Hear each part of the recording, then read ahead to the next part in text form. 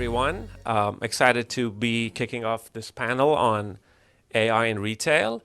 I'm Shervin Khodabandeh, Senior Partner at Boston Consulting Group.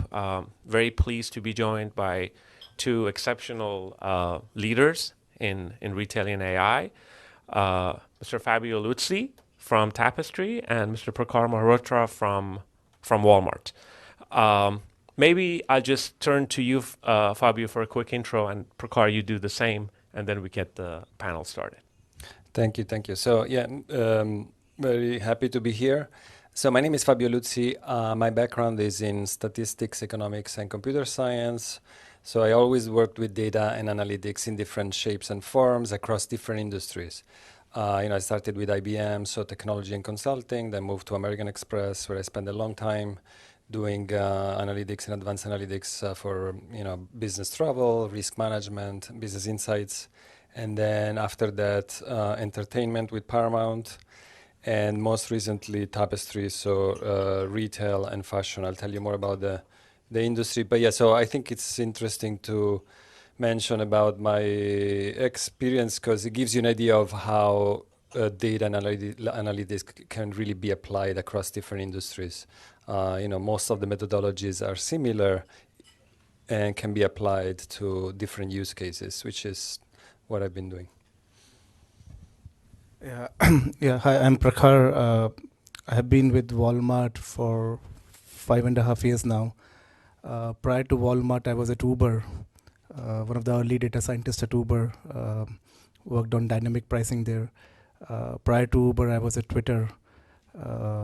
And then I did my PhD in aeronautics, actually, from Caltech. So I'm an aerospace engineer who became a data scientist. So anybody can become a data scientist. If an aerospace engineer can do that. AI is like, as I think Professor Catherine talked about, we are part of a revolution right now. This is like back in 40s when aeroplanes were getting developed. I think it's the same parallel right now in AI, right? Like people are paranoid, people are figuring out how to build aeroplanes back in 40s. World War was going on, and same in AI right now, right? It's the same parallel. So very exciting to be here and share my thoughts with all of you. Thank you for that. Did you say aeronautics from Caltech? So I've known you for like 4 years, and I had no idea. I went to Caltech as well, so it's good that we meet. So let me build on what you said about the transformational power, and I'll ask you both the same question. So Fabio, first, where do you think the biggest sort of value pools are with AI, and how is it transforming retail? Thank you. So before I answer the question, maybe I can give a quick overview of the industry I'm in. Many of you may not be familiar with Tapestry, but I'm sure all of you are familiar with the brands we own. So we are a house of fashion brands. We own Coach, Kate Spade, and Stuart Weitzman. So 3 fashion brands, all based in New York. So we are in the business of designing and building beautiful products. So, it's very difficult to be on this stage after that very interesting panel on healthcare. I'll try to make it fashion and retail interesting. They're both therapeutic in a sense. Yeah, so I was going to say, probably the risk of dying from buying the wrong fashion product is low, but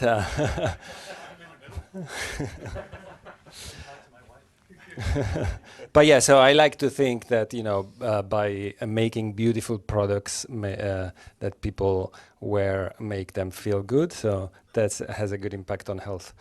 But yeah, anyway, so all jokes aside, so it's a very complex industry, as you can imagine, and it's a data-rich industry. For the most part, my company specifically is direct to consumer, so we capture and own a lot of transaction level data. So it's a data-rich company, and it's a very complex business. You can probably imagine the value chain is very long. It takes around 1 year from when you start planning and start designing a product to when that product is available on the shelves or online for the customers to buy. So the lead times are very long, and there is a lot that happens in between. So it's a very intertwined steps across the value chain, from planning to merchandising when you start building the assortment, to buying when you start investing on the assortment, and then supply chain, logistics, marketing. And all these steps are connected. There's a lot of feedback loops. So it's a very complex business, but it's data rich. So it's a great candidate to really leverage data, AI and ML, to improve processes with the outcome. The North Star is always to help drive profitable growth through leveraging this methodology. So that's the industry I'm in. Having said that, I think to make things simple, there are two main. So as I said, right, the North Star is help drive profitable growth. So we want to grow, but in a healthy way with healthy margins. And there are two macro areas where we've been applying AI, and we're looking into AI to make this happen. One is enhancing customer experience, which you can do in different ways, and we can drill down. Enhancing customer experience, and then enhancing operational processes. So I think those are the two macro areas where we've been leveraging. So give us AI. an example in either one, so that it brings it to life for the Yeah, audience. yeah. So enhancing operational processes. There are a lot of things that we do across the value chain, and a lot of them are time-consuming and very number heavy. So one example is allocation, right? So allocating products from distribution centers to the stores, what we call in-season allocation. So the product is built. It's ready to be sold. It's sitting in the distribution center somewhere. We are a multi-distribution center company, so we have many distribution centers across the world. So when, and how much of that specific product to send to which store? So should I send how many of these bags to the store in Manhattan or the store in Ohio? You name it. And the KPI there, the goal, as we know, it's very important to have a goal in mind. It's not about the technology, right? It's about optimizing a specific KPI. So in this case, we are trying to optimize we want to minimize lost sales. We want to minimize stock outs. So we don't want to run out of a specific product in a store or online at the time where potentially could be sold to a customer. So in that case, we use sophisticated forecasting models. Some of them use AI in the form of different neural networks to forecast customer demand at a product level, at a store level, or online. And that help us optimize allocation from distribution center to stores. And it's a measure. The impact is measurable through different level of experimentations. But so by doing that, we achieve two things, right? One is automation. So as I said, it's a very number-heavy, number-intensive that often cannot be performed by a human because there are so many, these hundreds of thousands of products that you need to look at any minute. So we help automating most of the allocation, and then the outcome, it's improved, right? So we reduce stockouts, and there is a lift in revenue. So that's one example where we use Wonderful. So you gave the audience an overview of retail. I think this was a great example where you got to forecast demand, you got to have a good sense of elasticity, and then an optimization problem of how much of what goes to what store when.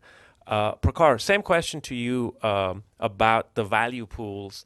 Walmart's massive company with 2 million plus employees. You guys are everywhere and sell everything. So where do you see are the sort of the biggest transformational opportunities with AI? Yeah, pretty much everywhere. I think AI is in the fabric of everything we do at Walmart. You could start from the most fundamental problems in retail.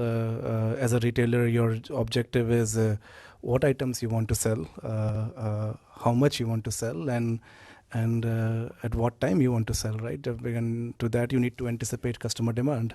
So it looks very simple, but at scale is what it makes it very challenging, and that's where AI comes in. Walmart has been using statistics in the olden days before AI became very popular. It was one of the first companies, I think, pioneers in that area. Um, to now in the modern day era, like you can think of how today. I mean, the difference between today's customer and 10 years back customer is that customers have a lot of options today. Like they control the market. Like I want to buy this chips by walking into the store, but I might want to get the dip by ordering online. Now, in the previous 10 years back, you would pick it up together, and so I exactly know to keep chips and salsa together. But in today's world, you can order it on your phone, and so I have to make sure that chips and salsa are placed everywhere in the NFC, in the store, and it has been delivered to you using last mile delivery, right? And so this idea of omni-channel retail has came into existence, especially during COVID times, and that's where AI plays a major role.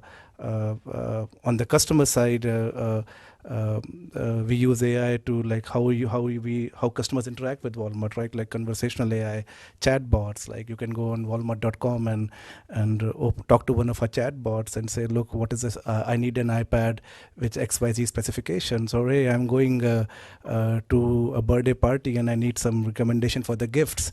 That's where generative AI comes in today. If you're an associate in Walmart, AI helps you with being more productive, right? Like it can tell you, okay, what you should do next. And so it's in fabric of everything we do at Walmart. At the end of the day, Walmart's mantra is everyday low prices, right? Like, and so the goal is to keep the prices down. Right, and if you can marry that with the amazing customer experience, the way you interact with customers, that's a win-win situation, and that's how Walmart uses AI. It's pretty much in everything. Anything that you are going on Walmart.com, on Walmart stores, there is AI in it. Yeah, this is actually quite fascinating from both of your comments, is that retail has been around since there's been civilization, but what's happening is everything is getting so much more competitive that the quality of a decision matters so much, and the precision of that decision matters, and the timeliness of that decision matters. So you each gave some examples of that. Let me switch to a different question, which is, okay, so there's all this opportunity, talked about merchandising and inventory optimization and customer servicing and all these things that could be dramatically improved with better data, better algorithms, etc. What's in the way? What's making it difficult? What are the challenges of taking a retail organization with this technology, this opportunity, this data to getting value? I'll ask the question from both of you, but Prakhar, maybe you start, and then Fabio, you build on that. Yeah, I think what gets in the way is first of all data, right? You need to, as Catherine talked about, right, the sparsity of data and the fragmentation of data. It's a real thing that gets into the way. If you don't have the right data that you have, I mean, omni-channel retail hasn't been around for a long time. So if somebody says, I need to do 1 hour delivery on this item, like we don't have data, so you need to do a best guess about. So that's probably the first challenge. The second challenge is how do you integrate AI in your existing process? Like how do you weave it into humans' daily jobs? Right, and so that's why at Walmart we are very clear that we are people-led and tech-empowered, and that clarity when you go in front of 2 million people and say that, look, we are people-led and tech-empowered, that helps adopt AI, right? Like, and so if I am an associate, I can easily embrace AI, right? Like if I'm on the customer side, I think everybody's waiting for AI, so that's not a problem. Internal processes, right? Like how do you think about? And I think to some extent we are also in some AI hype, right? There's a lot more promise about AI that has been talked about, but when it goes to implementation, you, like as a data scientist, you encounter some real world challenges, but executives are expecting something different. And so I think as a data science leader, one of the most challenging job is how do you set that expectation? where the person who signs a check is expecting a lot, while you can't get there. It's not because you don't know what your stuff is, but because the data is not there, or something has broken. And I think that has been my biggest learning. So what I took away from this is there is a technical challenge on the data and stitching and some of the inferences you have to make about sort of the complexity of today's customers' preferences, and also sort of the change management aspect of it, that is people's judgments and managers and merchandisers and merchants and pricing experts that have sort of had maybe years or decades of experiential, sort of knowledge and preferences or ways of doing things, are realizing AI is allowing them to make better decisions, but they have to change things. So, Fabio, same question to you. What are you seeing as some of the biggest challenges, and maybe an example of how you've overcome these at Tapestry? Great question. So before answering the question, maybe a little bit more context. I think it's important to understand that we are in a business of transformation, right? So, Coach has been around for a long time. It was founded around the 1940. So it's a traditional fashion, retail and fashion industry. So we are in a business of transformation, and it's not a technology company. So we obviously understand the importance of technology. It's an enabler, but we don't sell technology, right? We sell fashion products. So with that context in mind, I think it comes down to three things. It's like in many other framework, is people, processes, and technologies. So having in mind that this is a business of transformation, so people, obviously, because it's about changing the way of working. So this is a traditional business where people have been doing things in a certain way for a long time, and especially it's a very creative space, right? So we design our products and we work with designers, and with very sophisticated material that people like to touch and feel. So it's not easy to transform. So I think that's the challenge, right? So people don't like to change, just like in many other fields. So it's very important to work with them. So design-led thinking. So embed the adopters, the potential adopters, the users in the development cycle from the beginning to the end. So work together with the adopter of the technology, with the user, from the ideation to the design, to the deployment, to the test. That will help with the adoption eventually. So that's the people, right? And processes is similar, right? So people and processes, they go often together. And also, I think another thing that is important to mention is that it depends on the use case. Right? Some use cases of transformation by leveraging AI and ML are easier than others, right? Sometimes you just identify a point in the process that needs a prediction. Like we understand now that AI are prediction machines. And you just replace that point in the process. You replace the human doing the prediction with the machine doing the prediction. Those use cases tend to be easier because you're not really changing the way of working. You're helping actually the person that is in the process by giving them a tool to do their job better. So, some use cases are easier, but then on the other side of the spectrum, some use cases are more difficult because then you talk more about system transformation, right? That then requires coordination and collaboration across different parts in the company. One of the great example that Goldfarb made he was the speaker note at one of these events here. He gave a great speech, and he made the example of the America race cup, right? So there's been a lot of innovation in racing, even if we don't use sailing as a form of transformation, and they really accelerate the transformation when they realized that it was not only about designing the boat, but designing the way the sailor was sailing the boat. So that coordination that needs to happen to change the system, not just the prediction. So, you know, some use cases are more complicated because of that. So always work with the right people along the process. And then last but not least is the technology. So, you know, Walmart is probably, I mean, not probably, we know Walmart is very advanced in that space, but one of the challenge in companies that are more traditional and non-technology company is that they need to understand that AI, analytics, ML, it's a technology problem at the end of the day. You cannot just focus on the use case. You need to build the technology framework that can help you to scale. So, yeah, so those are Wonderful, wonderful. The people-led, tech-powered, I take away from that, AI is not replacing human, but empowering and augmenting.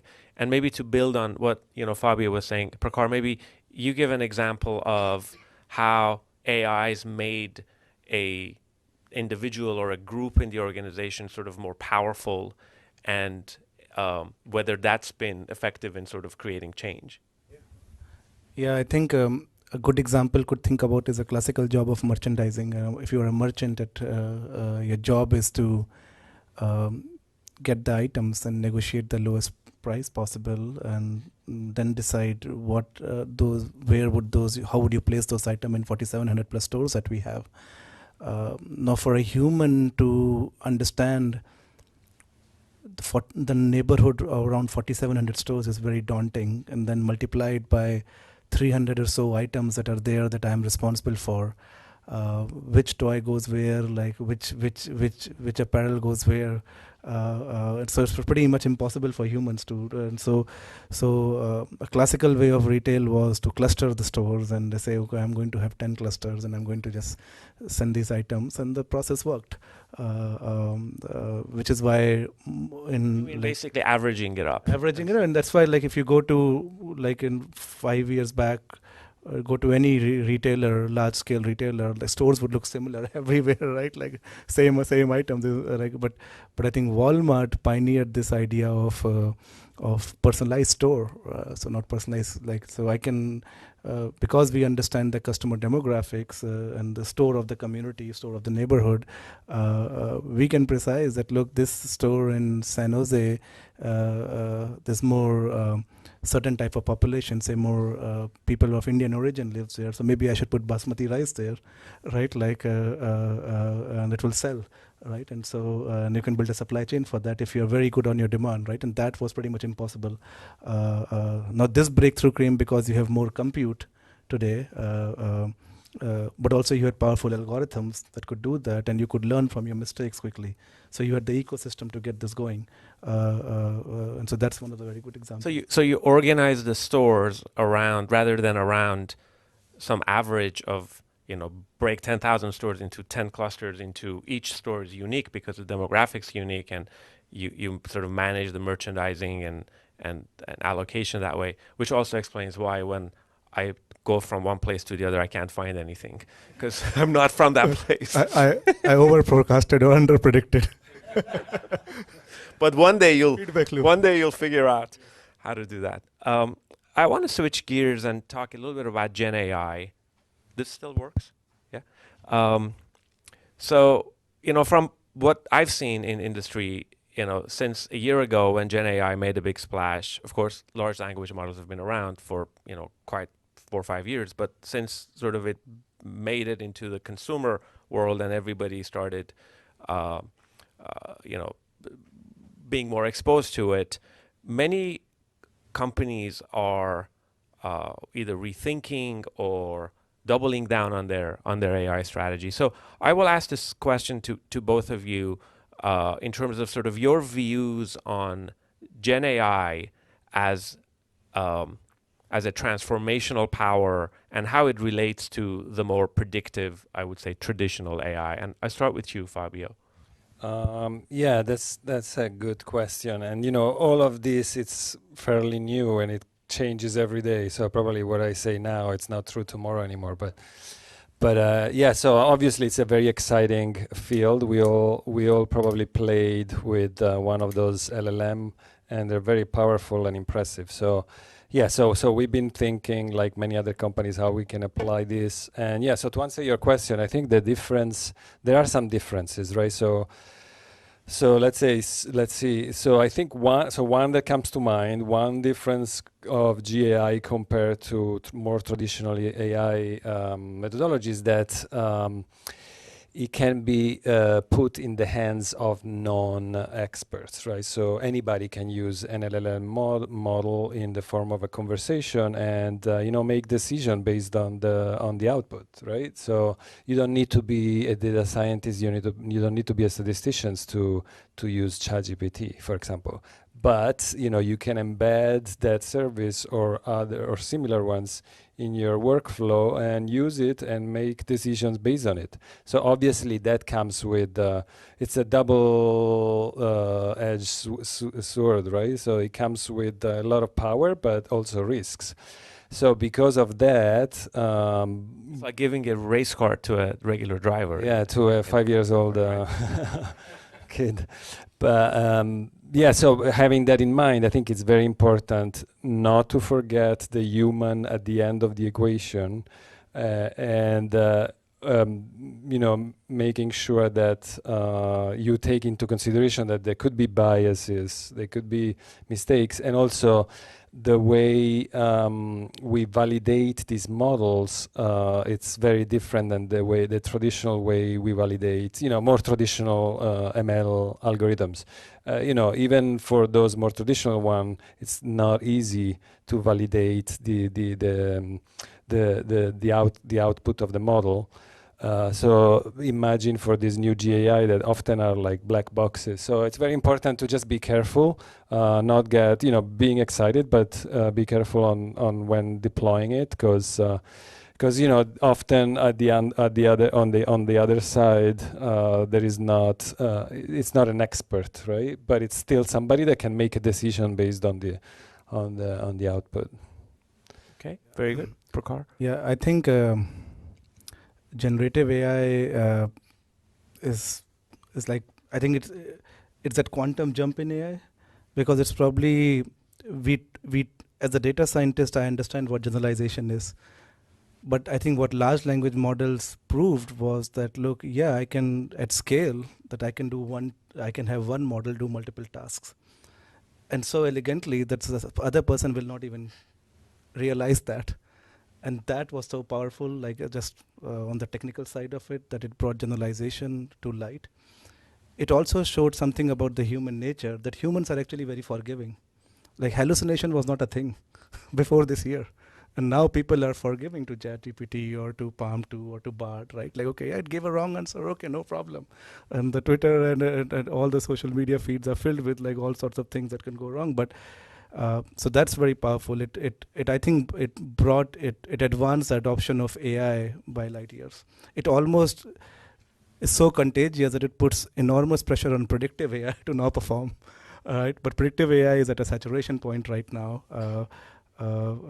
Most of the models are data hungry. They require labels of data, and I think generative AI, on the other hand, is like self-supervised. So I don't need data. I can train models, and scaling laws are still at work, right? Like, I mean, it's not yet proven that, look, where does it end? Does more parameter, are there more, if I were to add maybe a billion more parameters to GPT-4, do I get a much more advanced model? Like it's so there's no stopping right now. And that puts this crazy asymmetry. If you don't understand all this and you are a business user and you're like, everything is AI, and you don't understand the difference between two, this is crazy for you, because now you're like, okay, if ChatGPT can answer, write me something, why not can you predict me something? So let me actually build on that, because it's a very good topic you raised, and Gen AI has come such a long way from a billion parameters to trillions. So I guess the question is, I mean, clearly there are predictive AI use cases where predictive AI shines, like, real prediction, optimization, those kinds of things, where the answer is a number or a percentage or some, yes or no or whatever. And then you've got the sort of the generative side of things, where the answer is nuanced and it could be a creation of sorts or organization of some tasks or whatever. is, and right now from what I'm seeing is it's sort of two different worlds, right? You do those kinds of use cases with chatbots or customer servicing or coding or similar things with Gen AI, and then the ones that traditional AI is still shining, you go to traditional AI. I'll ask the question of both of you. Prakhar, maybe you start. Do you see this division continuing to exist? Do you see it eventually merging? How do you see this? It will merge. I think like 1 year from now, you will see lines get blurred. The way a normal person, and if I mean, the job of data scientist is really at risk right now, right? Like that's my prediction. The way you will interact with data is through conversations. Like, help me optimize this. That's how you will ask a question. But do you think there'll still be traditional AI It will algorithms be in the under background? it will be in the background, right? Like it will not be. But from a user point of view, you will ask today if I'm an analyst or a data scientist, like I write algorithms, I build Tableau dashboards to show my results, and I go to some tool internally in my company, and it will show me some reports and or whatever, right? Like, but in the future, it will be just like plain web interface, like plain page, and you can say, okay, tell me what happened yesterday. So the user interface and all that, in your view, will change, and the background not will be so like much the ensemble inside of it. No, yeah. So inside would be like you will have a conversation layer first, which will then trigger some sort of a predictive layer.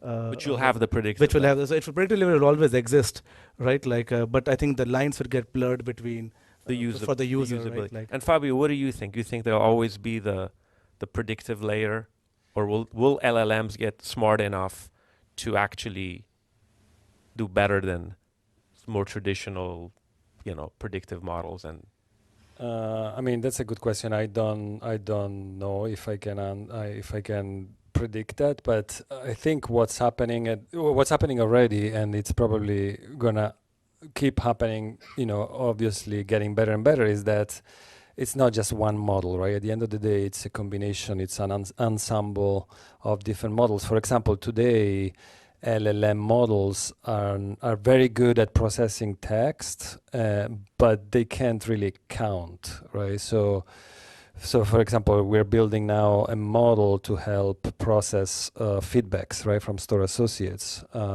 which know a lot about the customer. So the model is obviously very good in summarizing the feedback, but it's not that good when it comes to give me the top 10 or how many times they said that. So then, but the model knows what other model to call to help him make that calculation. So it's going to be a collaboration of different AI. It's an orchestration across different AI.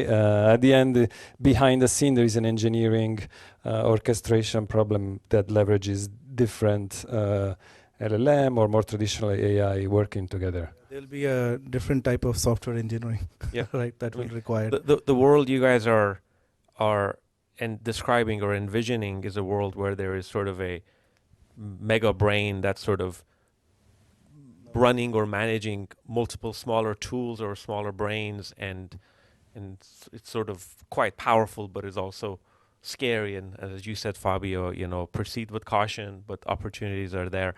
I do think we have about 20 minutes, so I don't want to monopolize the questions. So can we turn to audience for some questions?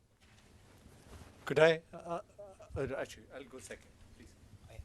Hi, my name is Indra, and it's interesting that you mentioned that there is a collaboration between human and AI in like doing coding, for instance. So, to you, what are the top important skills that people need in the futures, especially for managers, to manage AI to improve their business? Thank you. I mean, that's a very good question. As a father of, especially as a father of small kids, I asked my question to myself. What should they study? Should they study Python or solution architect? I don't know. But so the skills will change. I mean, they're already changing, right? So my team, and I'm sure it's similar for you, Prakash, like, they use autopilots now to code, right? So, which is helping them. It's not replacing them, right? It's making them 10 times more efficient.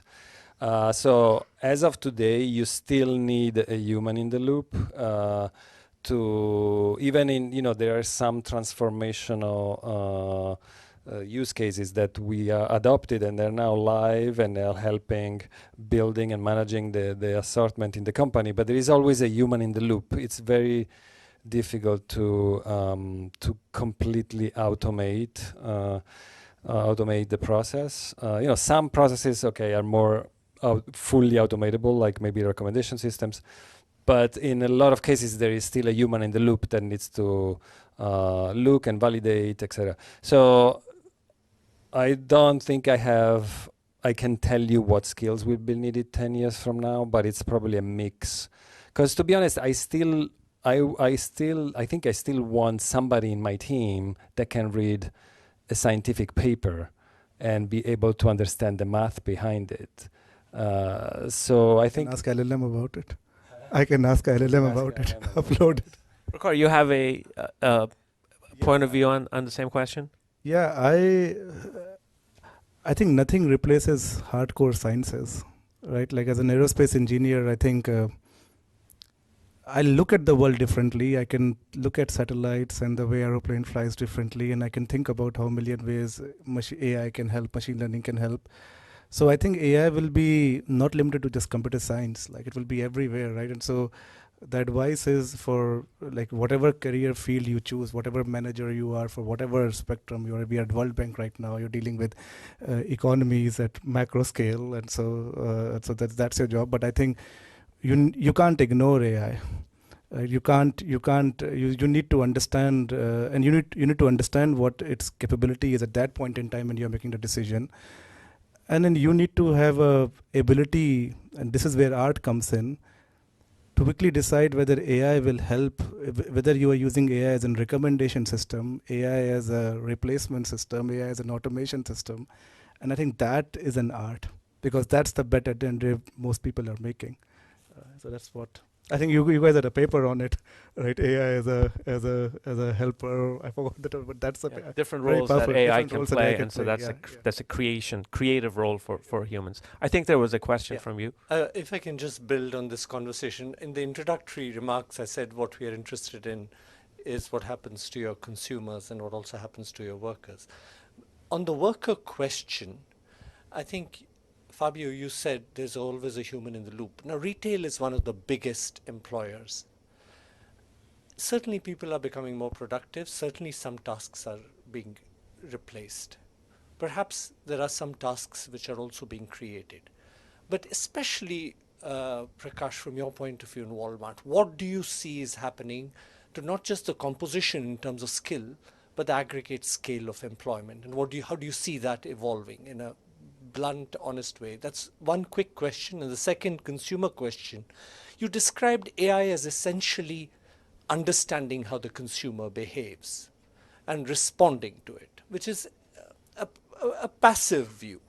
Where would you draw the line between a more proactive nudging of the consumer or inducing them to make certain choices once you're super well informed, perhaps better informed about them than they are themselves?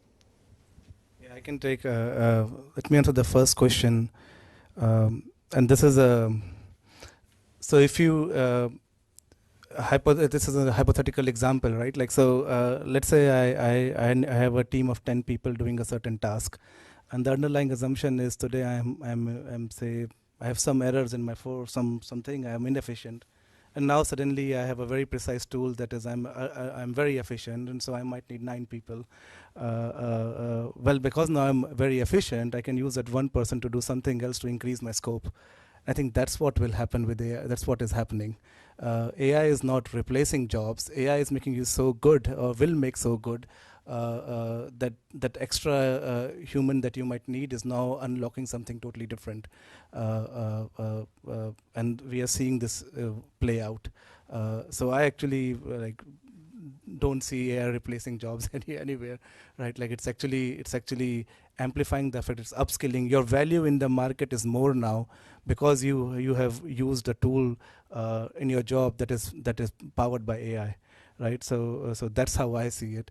On the customer side, I think the proactive side would be would be I'll tell you from the supply chain point of view, like we anticipate how many Christmas trees are needed in a neighborhood. And so we exactly have put those Christmas trees. The forecast of Christmas trees is actually a very hard problem because you have to do it a year in advance.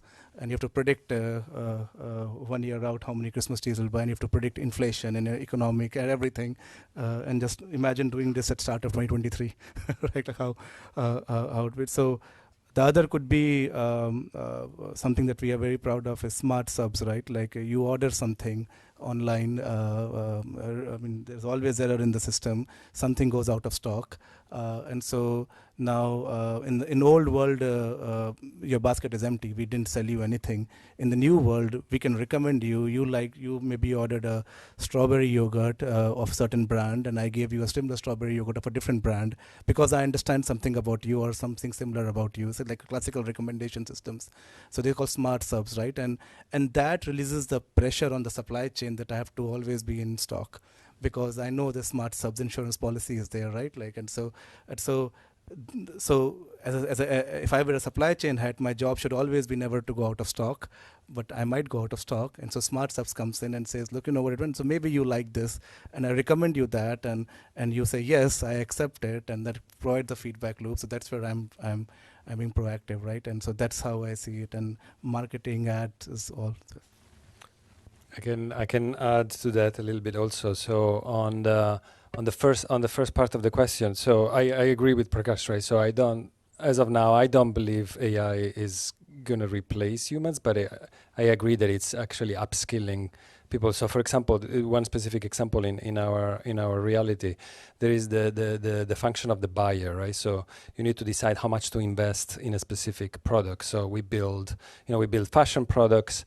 And there are three main kinds of category, right? We build evergreen, so products that you always have available, and then carryovers and newness, so new products that were not there before.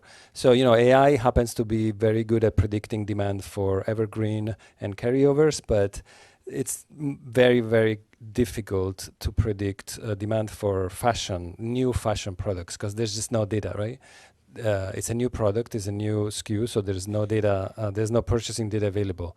So now, because the AI can help the buyer predict the demand for the carryover and the evergreen, they can focus more on the more difficult task, which is investing in new fashion products.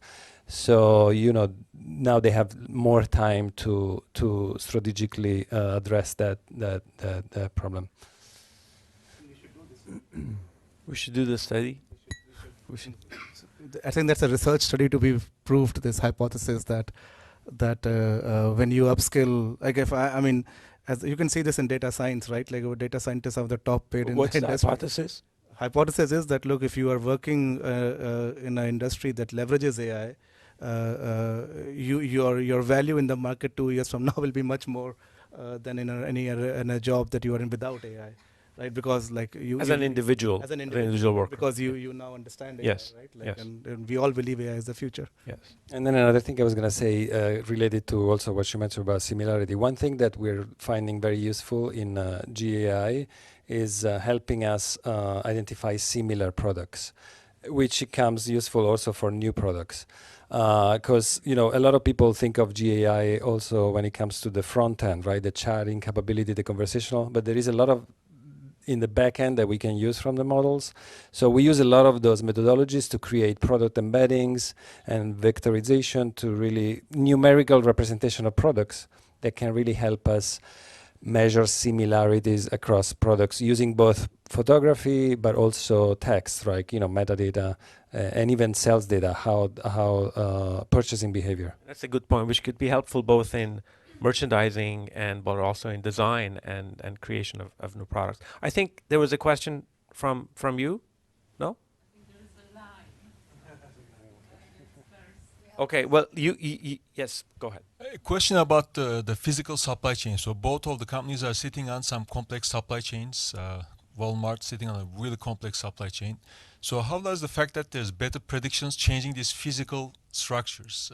So how does the supply chain change in terms of stores, distribution channels versus going backwards? Same thing for Tapestry. Yeah, that was our Edelman Prize. Uh, yeah, so now that you have much more data and sophisticated algorithms and compute, you can actually design the network for 10 year out. What might it look like, and make much more informed decisions. Sort of network optimization, right? It's no longer a strategy job, but it's completely powered by science. And not only that, you can actually say, look, 10 years from now, I think the customer demand, look, if there's one parameter in retail which is getting challenged every year, is like shipping speed. Like it's like first it was like 2 day, then 1 day, then 1 hour. I don't know. It's like instantaneous right now. There will be. I was in India last week, and there are micro stores right near your apartment, right? So you order something, and within 5 minutes you will get it, right? Like that's not unheard of in US, but in India it's a reality, right? Like, and so if that you believe that the future is, my network has to evolve, right? Like, and the way I evolve my network is like, how do I keep my current distribution centers and current fulfillment centers operational while I make these changes? And I think a machine learning coupled with optimization provides you this simulation framework, right? And which you can simulate your entire network and make those long-term strategic decisions. So now you have to wait for 10 years to see whether we got it right or not. But I think we are much more confident on those decisions. So.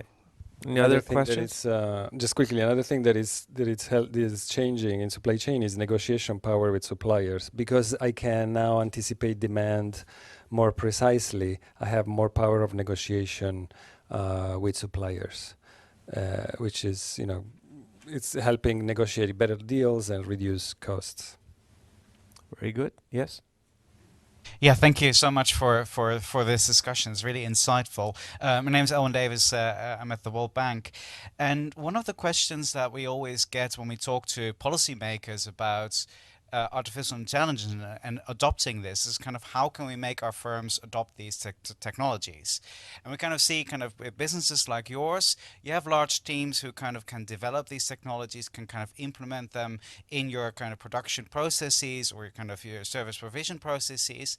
But there might be a lot of kind of companies where that might be kind of less feasible to kind of have these kind of large teams kind of working on this. And we now also see that some kind of AI technologies basically can be bought off the shelf and kind of can be kind of plugged into service provision processes quite easily. So my kind of question is, based on the technologies that you use, kind of how much of these technologies can actually be bought rather than developed in-house, in the sense of kind of how easy it is for some of these technologies to spread quite easily with a minor level of effort and be adopted by firms that might not have the same level of capabilities as you have. Thank you.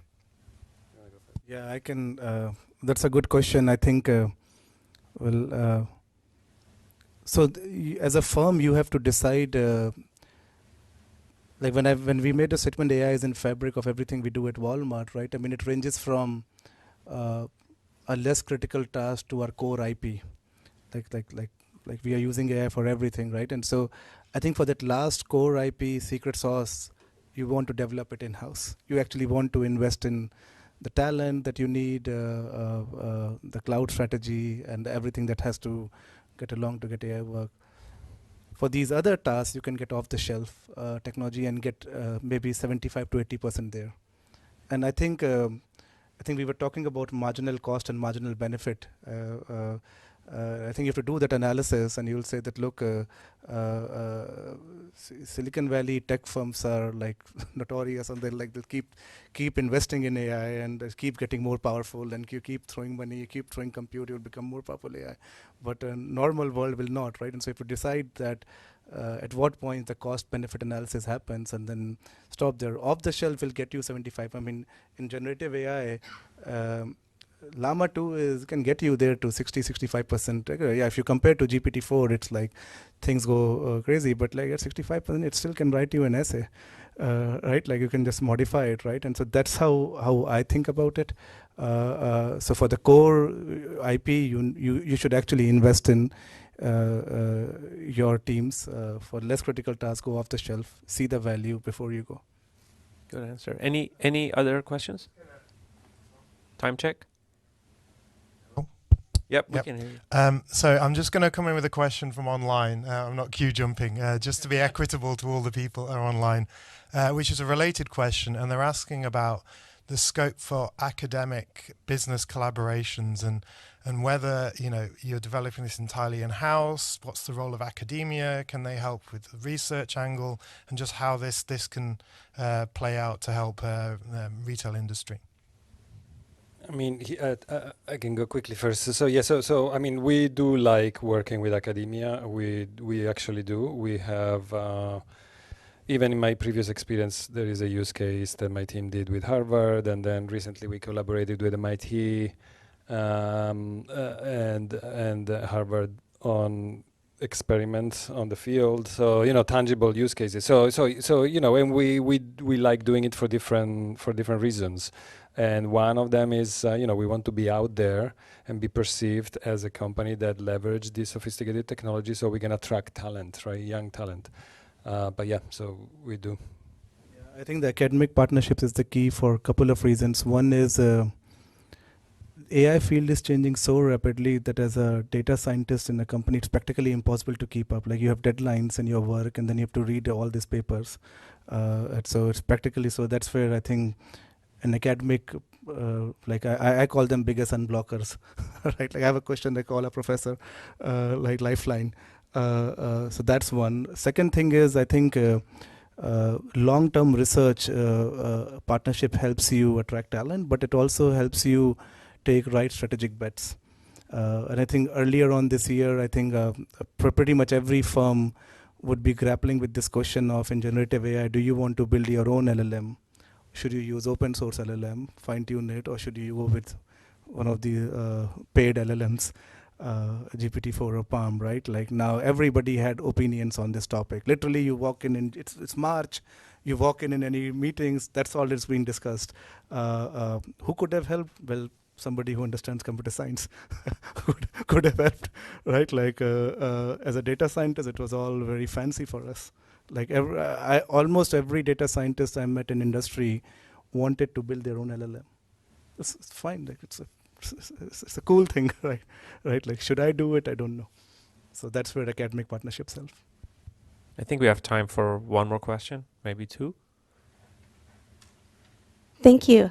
I was reflecting on the keynote from earlier today and how she was talking about the lack of data, in particular for lower income populations and more marginalized populations.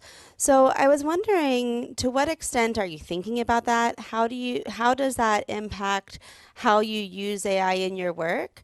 And is there anything that your companies, in particular Walmart, given that you work with the lower end consumer,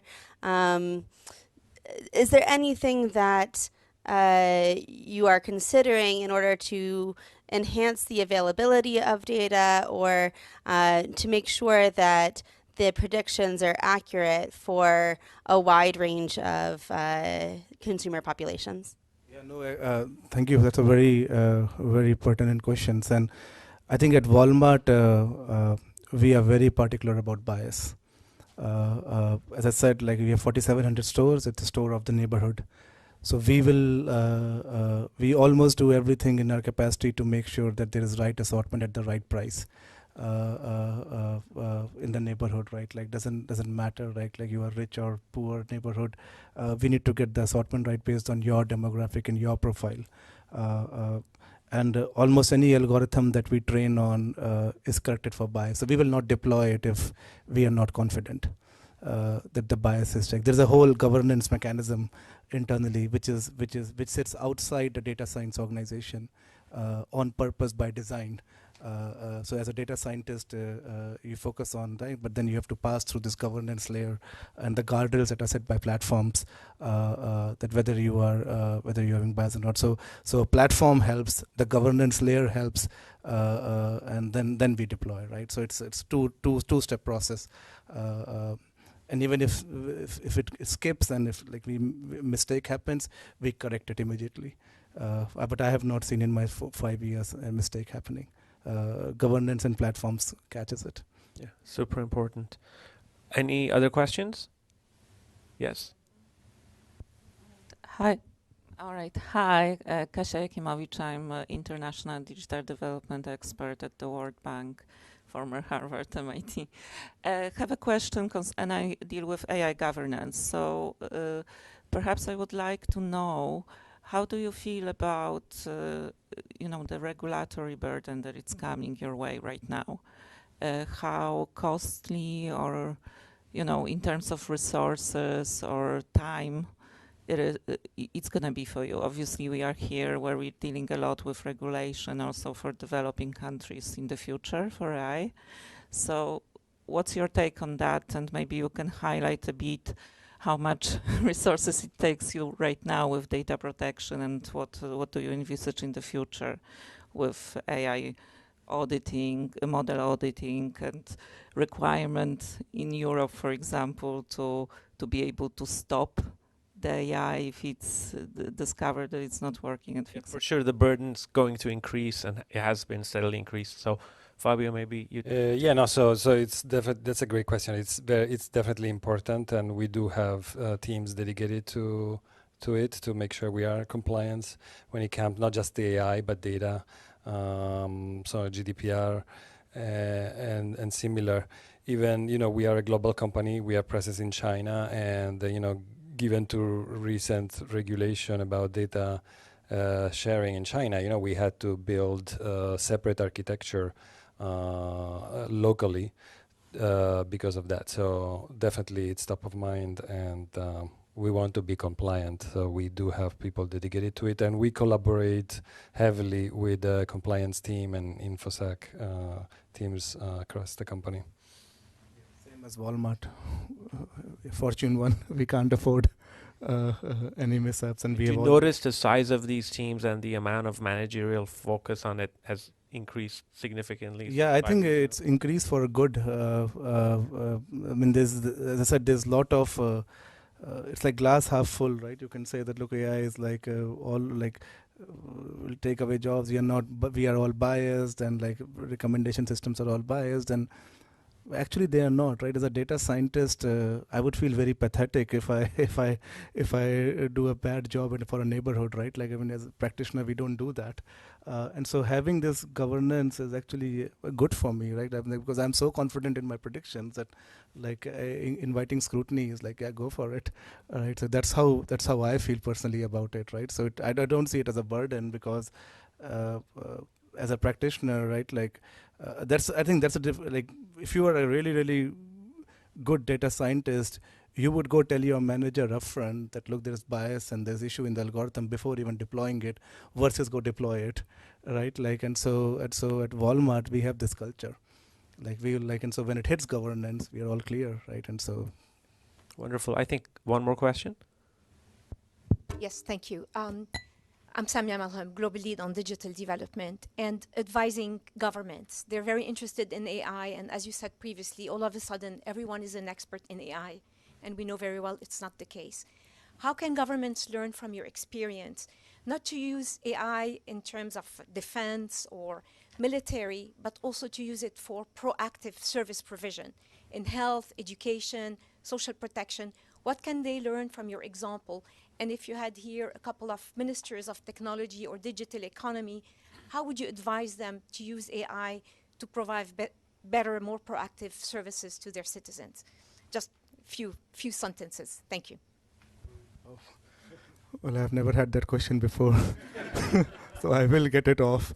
So too much pressure sitting at World Bank. I think like if I was sitting in front of a minister, I would just tell them that, like, don't be afraid of AI. That's number one. You can't escape it. It is coming. It is already here. Form an opinion on how you want to use it. Like, you want to use it as an productivity boost, efficiency gain, process change.